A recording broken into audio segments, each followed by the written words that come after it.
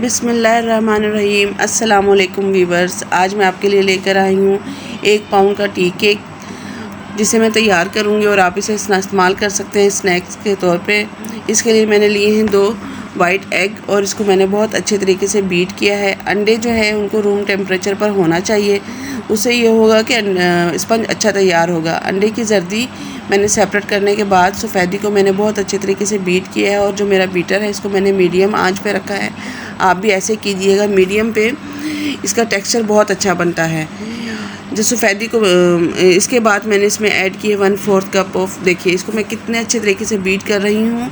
और इसके साथ ही मैं इसमें ऐड करूँगी शुगर जो मैंने ली है नॉर्मल ली है, और आप इसे नॉर्मल ही लीजिएगा। पाउडर और कैस्टर शुगर मैंने नहीं ली, ताकि इसे मैंने इसे 2 करके किया है ऐड, हाफ करके। इससे क्या होगा कि शुगर जो है इसमें बहुत अच्छे तरीके से मेल्ट हो जाएगी और टेक्सचर जो है इसका अच्छा बनेगा। इससे हमें जालीदार स्पंज मिलेगा जो कि खाने में होगा बहुत मज़ेदार। इसी के साथ ही मैंने इसमें अंडे की जर्दी ऐड की है 1 बाय 1 करके, और इसको मैंने तकरीबन बीटर को मैंने तकरीबन 5 से 7 मिनट तक मैं इसको बीट करूँगी। और उसकी अंडा बनाते हुए छोटी छोटी सी बातों का ख्याल रखा जाता है, इसी वजह से हमें इसका स्पंज जो है वो बहुत अच्छा मिल जाता है।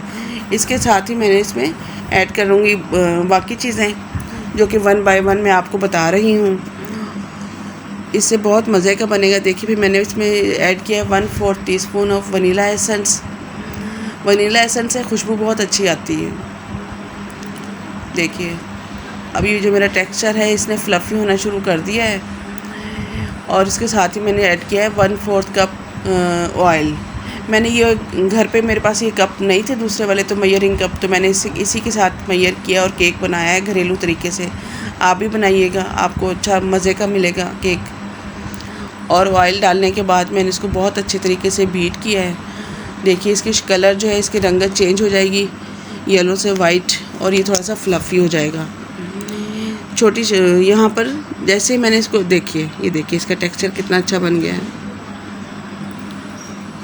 इस तरीके से मैंने इसको बनाया है, आप भी इसी घरेलू तरीके से बनाकर देखिएगा। और इसके साथ ही मैंने सेपरेट से लिया था 1/2 कप मैदा, और 1/2 कप मैदे को मैंने इसमें 1/4 टीस्पून ऐड किया है मैंने बेकिंग पाउडर, और इसको मैंने अच्छे तरीके से छान लिया था। छानने से ये होगा कि इसमें एयर जाएगी, और एयर जो है आपके केक को बहुत अच्छा बनाती है। ये देखिए इसको मैंने मिक्स कर लिया, और साथ ही मैंने थोड़ा सा करके मैं इसको ऐड करती गई हूँ, और इसको मैंने फ़ोल्ड करना शुरू कर दिया है। इसको आप फ़ोल्ड कीजिएगा, अगर आप इसको मिक्स करेंगे चम्मच की तरीके से तो फिर नहीं होगा। देखिए बहुत ही हल्के हाथ के साथ मैंने इसे फ़ोल्ड किया है। अगर थोड़ा सा मिक्सचर गाढ़ा हो भी जाए तो फिर आप इसमें कुछ हल्का सा 1/4 कप के करीब मिल्क भी ऐड कर सकते हैं, जो कि मैं तो ऐड नहीं करूँगी। मेरे लिए मेरे ये टेक्सचर जो है वो बहुत ठीक है, मुनासिब है। इसको मैं फ़ोल्ड करने के बाद देखिए इस तरीके से मैं इसको फ़ोल्ड कर लूँगी, और इसका सारा मिक्सचर मिक्स हो जाएगा।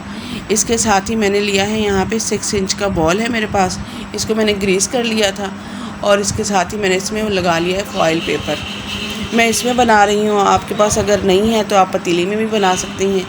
छोटी पतीली जो हर घर में आम तौर पे होती है, उसमें आप बना सकते हैं, और बच्चों के लिए बच्चे एंजॉय कर सकते हैं। ये देखिए मैंने इसमें ये चीज़ ऐड कर ली, ये मैंने बटर पेपर इसमें लगा लिया। उसके साथ ही मैं इसमें ये सारा मिक्सचर ऐड कर दूँगी।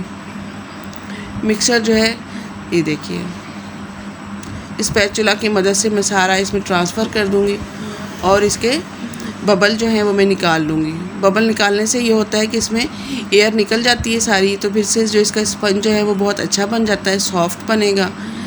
और इंशाल्लाह आपको ये मेरे तरीके से बनाया हुआ केक आपको पसंद आएगा, आप इसको ट्राई कीजिएगा।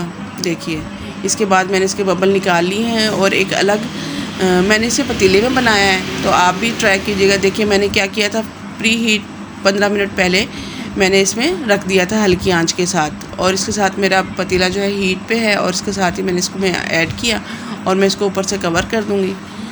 तकरीबन 5 मिनट जो है मैंने थोड़ी सी हाई फ्लेम पे बनाया था, और 35 से 35 मिनट में मेरा ये रेडी हो गया था, और मैंने इसे लो फ्लेम पे किया। और ये देखिए अंदर से ये बहुत अच्छे तरीके से पक चुका है, और उसके बाद मैंने इसे बाहर निकाल लिया और ठंडा करने के लिए रख दिया था। बहुत ही मज़े का बना था, सॉफ्ट सा। स्पंजी देखिए और मेरे बच्चों को बहुत पसंद आया है। आप भी ट्राई कीजिएगा, आप लोगों को भी अच्छा लगेगा इंशाल्लाह। मेरे तरीके से रेसिपी बनाइएगा। और इसके बाद हम लोगों ने चाय के साथ इसे एंजॉय किया। लाइक कीजिएगा, मेरे चैनल को सब्सक्राइब कीजिएगा पसंद आए मेरी रेसिपी। बाय बाय, अल्लाह हाफिज़।